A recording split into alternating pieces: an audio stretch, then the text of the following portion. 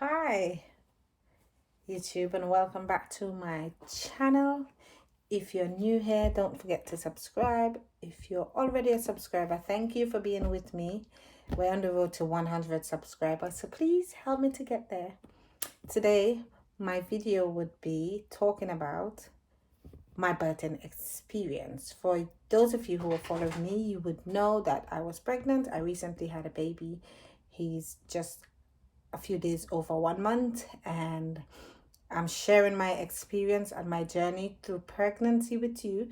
So today, as I said, the video would be my birthing experience. I chose to share this so that people out there, everyone can know that pregnancy doesn't have to be all bad, and the birth doesn't have to be always a horror movie. Because even though it was painful, and take it from somebody who has zero or no tolerance towards pain, and I had a great birthing experience, and I just thought that I should share it. It was painful, but because it was managed by myself, I was able to have a very enjoyable experience, and for that I'm grateful and I'm thankful. So I just want to share it with you guys. So stay tuned, and here goes if you're interested. So first of all, the first thing I did when I realized that I'm pregnant, and after I went through the stages of, like I said, depression and weight loss and all of that, when I realized that I'm gonna have this baby, and I started thinking, how is the baby gonna come? I wanted it to be as little pain as possible. So I started researching vaginal birth, C-section, and stuff like that. So at first, my first option was like, I'll do a C-section because that's easy. I won't have to go through the labor, whatever. But when the reality boiled down, I was like, how would I deal with having a C-section and being on my own, because my mom was meant to be here with me, but due to Corona, that didn't work out. So I know that I was going to be alone for a while after the baby's birth. So I thought, would I cope after having C-section? Probably not, because like I said, I have zero tolerance to pain. So I was thinking, when my tummy starts crump, when it's to carry the baby, how am I going to do all that? So I decided I am going to take myself on the most enjoyable experience and journey while giving birth. So the first thing I did, I made a birth plan. And a birth plan is something that you would share with your midwife or your birthing partner. So your birthing partner would be the person that's going to be in the room with you while you're giving birth. So they're normally there to give you encouragement, support, to rub your back, and to make you feel comfortable. So I made a birth plan, shared it with my partner, and I think I shared it with another of my friends, just in case my partner wasn't available to be at the birth, so that everybody is aware. So in the birth plan, you would basically include how you like your birth to be, what kind of birth you want, and your pain relief methods, what you'd like for them to include in the birthing room. Is that the baby? Okay, now. What would you like for them to include in your birthing room? What would you like to happen after the birth of the baby? Like, for example, who would cut the baby's cord and everything like that. So I made that plan, shared it with my partner, so he was quite aware of what I wanted. And also I shared it with my doctors and midwives, so they were aware what I wanted as well. Then I decided I wanted to have a natural birth, because like I said, I was thinking if I have a C-section, there's going to be too much complications and I won't be able to cope. So I started researching how I can do a natural birth without having stitches and all of that, because like I said as well, I'm scared of all of those things. And I was thinking I need to do this thing vaginally, and I need to make sure it's smooth, it's less pain as possible, and I'm gonna enjoy it. So I bounced upon something that we call hypnobirthing. Now, hypnobirthing, it's a program that where the people that teaches it, or the strategy behind it basically, is that we are mammals. As human beings, we are mammals just like animals, and animals, they give birth naturally with little or no pain relief or intervention. So you're gonna program your mind and position your body to believe that you can do this. So you're conditioning your mind and feeding your mind with thoughts and soothing music and soothing behaviors to tell you that you can do this naturally. So at the time that I was researching it, I thought, that's a good idea, but I'm not, how am I going to do it? Because it's still going to be painful. But what it basically tells you is that even though the pain comes, you control the pain. So you let go of fear and you breathe through the pain. So I decided I wanted to take a course. I started researching, but it was quite expensive. So luckily, I found one lady, her name was Lynn, and she was doing a week free of the Hypnobirthing course. So obviously, you guys know I like free things. So I subscribed, and then she started sending me like videos and inspirational thing, and once or twice a day I would practice. I remember my boyfriend would say, YouTube every minute, YouTube every minute. And I used to say, like, leave me alone. I have to research. I need to know what I'm gonna do. So at times I'll be in the bedroom like, you can do this, Sha. You can do this. And he will be like, you think you can go like that? You think you can go like that? So I was like, at least let me try. So I tried that. I was doing that. I went along with the Hypnobirthing. At about 30, about the 30th week mark, my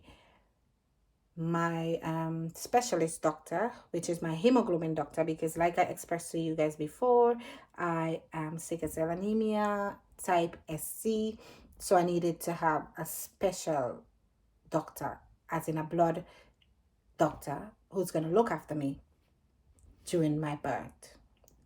So he decided that he wanted to have the baby at 38 weeks because of my condition, and he was going to do induced labor. Then I started researching induced labor, how it would go. I started to program my mind, this is what's going to happen. A lot of people started telling me that, oh, it's so painful, it's more painful than natural. And I was like, oh gosh, how am I going to do this? So luckily, when I got to 36 weeks, he said to me, you're carrying well, so I'm going to push the induced labor. He wanted it to be at 38 weeks, like I said, but he pushed it back to 39 weeks because he said, I'm doing well, my sugar levels are keeping well, and he's positive that I can go as far along in my pregnancy for the baby to be fully developed. He wasn't worried about me, he was more worried about the baby. So anyway, that was the plan. So on the day of the induction, I went in. This is the fun part. And he came in, then there was not a normal delivery doctor. I don't know. And then the midwives, they all introduced themselves. I was screened off in my own room. I had my own room. So I was happy because, again, because of my medical conditions and COVID, I needed to be separated for infection control so that nobody infects me if I'm on the normal ward, in and out. So I needed to make sure that everybody was wearing PPEs, washing their hands at the door before they come in and stuff like that. So I had my own room and I was happy about that. I actually enjoyed it. So in my birth plan, I had also requested that in my room, I wanted to have a bouncing ball. I wanted to have a rail that I can lean over and stuff like that. So luckily, at my hospital that I delivered, they had all of that available. So I was given preference for that. When they came in, everybody introduced themselves, and then they said how the process of the induced labor is going to be, which was similar to what I had read. However, after about an hour, the doctor that was in charge of the birth, she was different from my specialist doctor. She came in and she said that my specialist doctor wanted the baby to be born in 24 hours. So we're going to skip the first method of the induced labor, which would have been to insert a pessary into my cervix to encourage it to expand, to stimulate it. and encourage it to expand. However, because of, like I said, they wanted it to be in 24 hours, they skipped that process and went to the second process, which is to insert a gel behind my cervix to actually help to open the cervix, which is what they did. So they did that, and I was dilating very slow. Then they kept increasing it by 1 milligram. I think the maximum they could have given was 4 or 5 milligram, but they kept increasing it. So when she finished, I think when she was on the third one, she came in, the doctor, and she said, "Oh, if why you're not feeling the contraction, you're not buzzing." And I said to her, "I am feeling my contraction, but I'm not buzzing because I'm managing." So like I said, I was doing hypnobirthing. So when the contraction come, I would walk, I would bounce on the ball, and then I would be like, "Shy, you can do it. Shy, you can do it." And I would bounce and stuff. And my partner would be like looking at me like, okay, let's see. And so I was coping with that, but she wasn't very happy because she was saying I wasn't feeling my contraction enough. So I was very getting scared because I'm thinking, what does she want? She want me to be screaming in pain? Aren't you happy that I'm not buzzing every minute for someone to come in here to look after me because I'm managing my pain by myself? So I was doing that. And I think before she inserted the 4 milligram of the medicine, she was like, if that doesn't work, we're going to do oxytocin. And then I said, no, you will not. You will not. You're going to wait for it to work. I said, you can't keep rushing it. After all, I'm human and I do not want to have oxytocin. So I think she got mad at that point because she probably didn't expect that I'm going to be that versed in what she's doing and what she's talking about. So I'll be able to talk back. But like I said, because I'm in a medical field as well, I work in a medical field, that's my job, and I know these things, so I was able to interact with her on her level. So I said to her, no, you wouldn't, because I knew what oxytocin would be and what would happen. So I thought to myself, no, you wouldn't. I said, you wouldn't. You're going to wait until this thing works. You can't keep rushing it. I'm human, and yes. But anyway, she walked out because I thought she was upset, and then she didn't come back. She just kept sending the midwives and stuff. And then after she inserted the fourth gel and my cervix was still about maybe 3 centimeters, she just said, oh, I'm gonna break your water. And then she broke my water, and she did it like so rough. Like when she did it, I didn't really scream out. I was like, and then she was like, is it painful? Do you need medication? And I was like, no, because if I'm gonna need medication for this, then how am I gonna withstand just the birth with no medication? Anyway, she burst my waters, and then it was warm and it started coming out, and it felt eerie because it's all wet and it just keep leaking and leaking slowly, and I was like, but anyway, so when the contraction come, now I was on the bed. Because another of the thing that I said to them in the birth plan, I do not want to be bed bound. I didn't want to be in a position where I cannot get off the bed and walk around to make myself comfortable. So I already let them know that. But when they burst the water, I think I didn't want to walk around because I felt yucky. Yeah. So I didn't want to do much walking around. So I would do my contractions like that. So after they burst the waters, I think the contractions started coming more, and then like I said, she increased the dose again. So then I was like, Shy, you can do it. Shy, you can do it. Shy, you can do it. And then my boyfriend was like, Shy, you're doing good. And he started rubbing my back, so I felt like, Shy, you're doing good. I was like, yeah, Shy, you're doing good. And then for some reason I just felt like the thing was pushing down, like it wants to come out of my vagina. And each time that happens, like water would come, and I'm like, ah. So when the contraction comes, it's like I had to ask for gas and air. So when I do the gas and air now, I'll be like,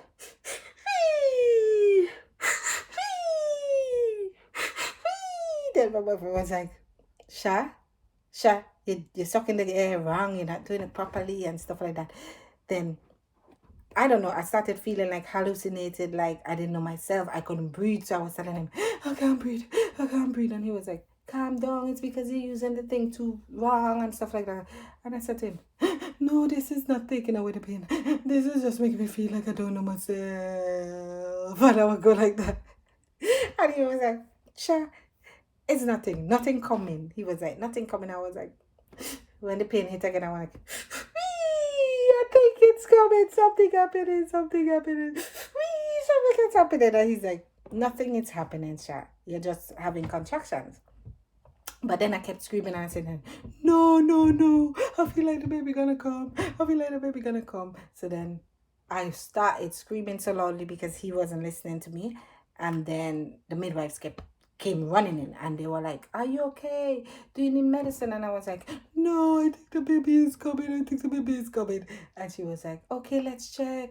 Let's check it cervix. So when they checked, it was like, oh my God, she's at 5 centimeter. She's in active labor. Why didn't you call someone? And then they just strap off everything and then they started rushing. So they were running with me going down the alley to like take me into the birthing room itself. And I was so exhausted. I was so tired. I don't even know if the gas and air was still working, but I remember just holding on to it and I was like, ooh, call my mommy. You need to call my mommy. So they were running with me down the road, and I could hear Devon being like, "Oh, Sha, you okay? You okay? You're gonna be fine," and stuff. So when we got to the room and they set me up and everything for the birth, I was in so much pain. I said to him, "Call my mommy, call my mommy." So he said, "Okay, he's gonna call her." And then I called him and I said to him, "Listen, I know that in my birth plan, I said that I didn't want to do an epidural. My mom did not want me to do an epidural. But however, I would not be able to birth this baby naturally if I do not have at least a little epidural." And like I said, I did a lot of reading, so I read how epidural works and stuff like that, so I knew what it entails. And he said to me, "Are you sure, Shai, you will be able to do it? Maybe the pain." So I said to him, if the pain is gonna come like this, because I'm so exhausted from before, I think because the pain just came rushing, there was no built up. It just came at once. I said to him, I won't be able to do it. So please, you guys understand me. Get my mom on the phone and let's talk to her about it and stuff. So he called my mom. I spoke to her. I said to her, I can't do this. I'm gonna have to take an epidural. So they got everybody to come in, the anesthetist and stuff. He started explaining, but I was like, yes, I read and stuff like that. And then my specialist doctor came in and he was like, Shireen, you're gonna be fine. I was in and out of it. He doesn't know that I realized that he was there, but I did realize, because after when I gave birth and he came back and he was like, I came to visit you, but you didn't recognize me. You were doing your epidural and you were in so much pain. So I said to him, yeah, it's fine. And so they did the epidural, and I remember the doctor saying to my boyfriend, "Oh, can you ease back? You're getting too close to my equipment." Because my boyfriend was like so in it. Bless him, he was such a lovely birthing partner, and he was like everything he needs to see. So he said to the man, "I want to see what you're doing," and the man was like, "You're making me nervous. You're getting too close to my equipment. Step back." And he was like, "Okay." So my boyfriend was like, "Yes, I need to know because this is the second time you're trying to insert this stuff into her and it's not working." And he was like, "Yeah, that's because you're making me nervous." So they inserted it and I did one dose. So I was still feeling my contraction and I did ask them, can I still use the gas on air? Because obviously I'm still using my feeling the contraction, but all I wanted was the epidural to just numb my back because my back was very painful. But anyway, the lady started hitting my feet and she was like, why are you feeling your legs? And I was like, because I want to feel my legs. I want to be in control of my butt. I don't want you to tell me when to push. It's my butt. It's my experience. I'm going to do it my way. Then she's like, Mommy, you're not supposed to feel your legs. And I'm like, I want to feel my legs. I told you I want to feel my legs. Then she's like, you need to be pressing the medication, because with the epidural, the way they set it up, it's like if you want it to be the dose to be stronger each time you feel the pain, you can be increasing the medicine every 20 minutes. But I think I just did 22 times because I did it for the initial. Then when that calmed down, I did it when they said it was time to push. And I was there. So when the pain came, I would feel my contraction. Then the same doctor that was upset with me, this was the first time I was seeing her again. She came in and she said, oh, if this baby doesn't come in the next hour, we're going to have to do intervention. I said, no, you're not. You're going to wait. I said, you're going to wait. So she stormed off back out the room. And then after a while, when the midwife came and checked her heart, I said, "Oh my God, the baby head is right there. She's 10 centimeter. Get the doctor. It's time for her to start pushing." And then my boyfriend was like, "Oh, because he was thinking, oh, Sha, I can see his head. He has plenty hair. He's going to come soon." So then we started pushing. Now, with the pushing part, they wanted me to lie down. But like I said, I did a lot of research. So I knew I didn't want to lie down. I wanted to either sit down or stoop down or squat, like we would say. So they put me in the lying position, feet up, and I knew it wasn't going to happen like that. So I was very stubborn, because if you know me, I'm a very stubborn person and determined. So when it was time to push it, she said, "Oh, a contraction is coming, push." I was like, I know I can feel. She's like, "Why are you feeling your contraction?" I said, "I've told you, I want to feel my contraction because I want to be the one that's in control of my butt. I don't want you to tell me when to push. I want to do it myself." So then she was like, "Oh, there's another one. Mommy push. She said it's right there." And I said, "No, I wouldn't." I said, "Oh, can you bring my head up? I told you I don't want to lay down. And you're putting my head all the way back. I'm feeling bad. I don't want to lie like that." She's like, "Mommy, trust me. That's the best position. That's how it's going to happen." I said, "No, it's the best position for you, not for me. You want to be comfortable, but it's my butt, so I want to be comfortable. Can you raise my head up?" And she's like, "I promise you, this is the position that you're going to give birth in. It's the best position." And I said to her, "Okay, fine." So you know me now. If you know me, you don't know. I ain't bothering she. I just doing my own thing. So she have my head down still, and then I feel a contraction coming. So I said to her, "I can feel a contraction coming." So she said, "Yes, there's one." She's watching on the monitor. I said, "Bring my head up." Then she said, "Push, mommy, push. Give a big push." I said, "No, I won't. I want to vomit." I said, "I want to vomit." She said, "No, push, push." I just went. So then they came rushing with the thing. And then she's like, "Oh, now that your chest is clear, can you give us a big push on the next contraction?" And I said, "No, I wouldn't. I want to be up in an upright position, and it's not gonna happen like this. Trust me. I know my body. I know myself. I know what I've practiced. Please, can you do it my way?" And then my boyfriend started getting upset because he's a very shy person. He was like, "Sha, you can't behave yourself. Listen to the woman. He's a midwife." So I was like, "You were stepping." I said, "Hey, don't take me. Don't take me. Just stop taking me right now, because you're supposed to be on my side. You come telling me about the midwife." So he was like, "You always." And then he go. So after a while, when she realized that I wasn't budging with her, how she's telling me to push, she said, "Okay, we'll do it your way. And if it don't happen in one go, wait, you're gonna have to do it my way." And I said, "No, you didn't do one go, so you have to wait."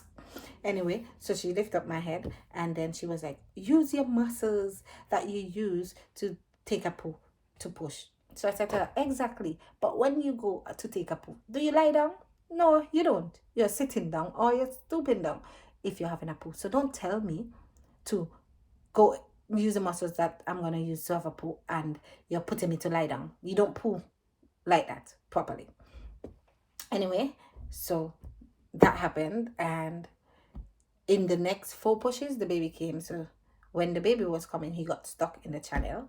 And when the doctor came in, I heard her saying, "We're going to just have to do a episiotomy, whatever that word is. I know how to spell it. I don't, episiotomy, something, episiotomy. Yeah, whatever. You get the idea. Basically, it's where they slit you to open up the passage so that the baby comes out easily." And I said to her, "No, you wouldn't. You're gonna wait." And then I think she was a bit upset again. But anyway, after that, the baby came. And when the baby came, they was handing him to me. So I said, "Ew, please, can you wipe him? Wipe that stuff off him." And they wiped him, and then they put him on to me. They said, "Who's gonna cut the clamp?" Which baby's daddy, what to do. He did that, and he just creeped up on my tummy and then grabbed onto my breast. So I said, "Ah!" I said, "If this is what you want to do, it's not happening. I'm not done this with you, So they were like, "Sure, leave him alone. He's probably hungry." So anyway, I was so tired because I needed to birth the afterbirth, and they given me an injection, and for some reason that injection made me feel like I'm breathless, made me feel very tired. So I didn't even know myself. I just kept going, So I kept saying to the nurse, like, I remember I was going in and out. I felt like I was gonna die. So each time I feel like I don't know myself, I was like, so then I will. So so the nurse was like, it's okay. I said, oh, what you give me? What is the name of this medicine? Da, da, da, da, da. Then when she said the name of the medicine, then I realized that was one, nausea and stuff was one of the side effects. So I became more subtle. Then they did his checks and weigh him and all of that. All of that part that he did with him, that he was very good at that he followed the nurses. At one point I had to be like, babe, you could leave them to do their job. And he's like, sure, leave me. I want to see. I must want to see. I want to see what they're doing with my child. So anyway, when they finished, the nurses went, okay, now he's just, who should we put him next to? Because he had like a little bed in the birthing room. We asked for a bed in the birthing room, so he had like a mattress. So he said, put him next to me. So I said, good, because this is my time to sleep. So after that, he looked after the baby for that next 6 to 8 hours, and then I slept. Then about 4 o'clock in the morning, the nurse comes in and she's like, oh, daddy, mommy, you need to wake up daddy because he needs to go now. Because of COVID, he can't stay more than, I think, 4 or 6 hours after the birth. I said to her, no, I wouldn't. I said, it's 4 o'clock in the morning. You want me to wake him up to go where? I said, no, you will wait until the morning. That's more reasonable. So here, okay, as soon as the morning dawns, you would have to go. So I said, how can you people be so unreasonable? So because of COVID, you want me to wake up the boy in the middle of the night, knowing that he's tired from since yesterday, to tell him to go? I said, no, I wouldn't, please. And can you give me some privacy and just leave us alone? I want to sleep. So she went, and then she said she's going to look for a room because she needed to book me into another room. And luckily, they booked me back into, I think, was it my same room they booked me back into? No, it was a different room because it was on a different ward. So then we had a room, so he was able to go there. But then he needed to go home to get stuff. And they were like, oh, if you go, don't come back. You can't come back and blah, blah, blah, blah. But anyway, like I said, I'm going to wrap it up here. That's my birthing experience. I just wanted to share it so that, because in the Caribbean, we've got that notion that your birth needs to be a nightmare birth where you're just so I just wanted to let everybody know, or somebody know, that it doesn't always have to be like that. You can take control of your birth and have a very memorable experience. Because like I said to you, it was painful when it got to 5 centimeter, but after that it was all smooth. I was in control. I knew where I was going. I didn't get any tears. So I birthed the baby and I didn't need any stitches because it was smooth. I didn't need to do any stitches, neither inside nor outside. So by day 2, I was fine, up and running. After the baby, I was very strong and doing my own thing.